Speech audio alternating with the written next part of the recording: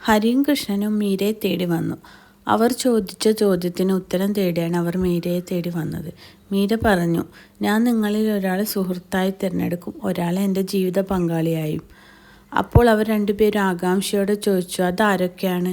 അപ്പോൾ മീര പറഞ്ഞു, ഹരിയാണ് എൻ്റെ സുഹൃത്ത്. ഹരിക്ക് ഒരുപാട് സന്തോഷമായി. കൃഷ്ണനും ഒരുപാട് സന്തോഷമായി. മീര അവിടെ നിന്ന് പോയി. അപ്പോൾ കൃഷ്ണന് മനസ്സിലൊരു വിഷമം.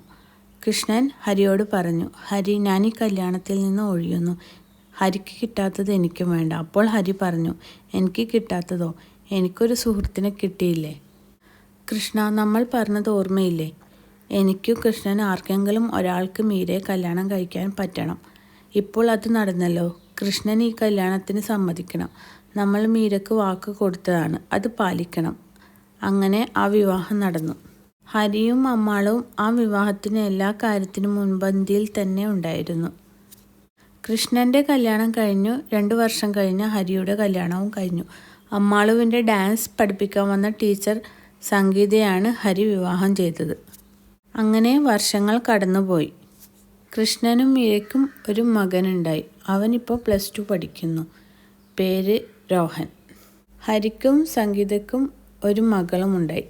അവളുടെ പേര് ശ്രിയ. അവൾ 9ാം ക്ലാസ്സിൽ പഠിക്കുന്നു. അമ്മാളും MBBS പഠനം പൂർത്തിയായതേ ഉള്ളൂ. ഈ വർഷം അവൾ ഡോക്ടറായി ഹോസ്പിറ്റലിൽ ജോയിൻ ചെയ്തു. ഗബ്രിയേൽ ഇപ്പോൾ ആളാകെ മാറി. അമ്മാളുവിൻ്റെ അച്ഛൻ്റെ സ്ഥാനത്ത് ഇപ്പോൾ ഗബ്രിയേലാണ് ഉള്ളത്. അവൾക്ക് വേണ്ടി ഒരച്ഛനെപ്പോലെ എല്ലാ കാര്യത്തിനും ഓടി നടക്കുന്ന ഗബ്രിയേലാണ്. എങ്കിലും ഒഴിവു ദിവസം അമ്മാളു തൻ്റെ സഹോദരന്മാരടുത്ത് വരാനും കൂടെ താമസിക്കുകയും ചെയ്യാറുണ്ട്. കുഞ്ഞൂട്ടൻ കല്യാണമൊക്കെ കഴിച്ചു. 2 കുട്ടികളുണ്ട് കുഞ്ഞൂട്ടന്. ഇടയ്ക്ക് മീരയെ കാണാൻ വരാറുണ്ട്. മീരയുടെ അച്ഛനും അമ്മയും മരിച്ചതോടെ കുഞ്ഞൂട്ടനാണ് അവൾക്ക് ഏക ബന്ധുവായിട്ടുള്ളത്. സുദർശനൻ ഇപ്പം ശരിക്കും ഗുപ്തനായി മാറി. കോലോത്ത് എപ്പോഴും സംഗീതവും ആഘോഷവും തന്നെ. കോലോത്തെ സ്വത്തുക്കളെല്ലാം സുദർശനൻ നോക്കി നടത്തുന്നു. അച്ഛൻ നമ്പൂതിരി ഇപ്പോൾ വാർദ്ധക്യ സഹജമായ അസുഖം പിടിപെട്ട് കിടത്തത്തിലാണ്.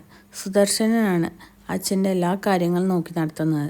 സുദർശൻ്റെ കല്യാണമൊക്കെ കഴിഞ്ഞ് ഒരു മകനുണ്ട്. ഹരിയുടെയും കൃഷ്ണൻ്റെയും നിഴലായി ഇപ്പോഴും സുന്ദരം വക്കീൽ കൂടെ തന്നെയുണ്ട്. ഇടയ്ക്ക് തൻ്റെ മോളെയും ഭർത്താവിനെയും കാണാൻ സിംഗപ്പൂരിലും പോകാറുണ്ട്. ഡോക്ടർ ജയകുമാറും പ്രേംകുമാറും ജയിൽ ശിക്ഷയൊക്കെ കഴിഞ്ഞ് പുറത്തിറങ്ങി. അവരുടെ മനസ്സിൽ ഒരു ചിന്തയേ ഉള്ളൂ, എങ്ങനെയെങ്കിലും കോലോത്ത് സ്വത്ത് തട്ടിയെടുക്കണം. തങ്ങളെ ജയിലിലേക്ക് അയച്ച ഹരികൃഷ്ണൻസിനെ പാഠം പഠിപ്പിക്കണം.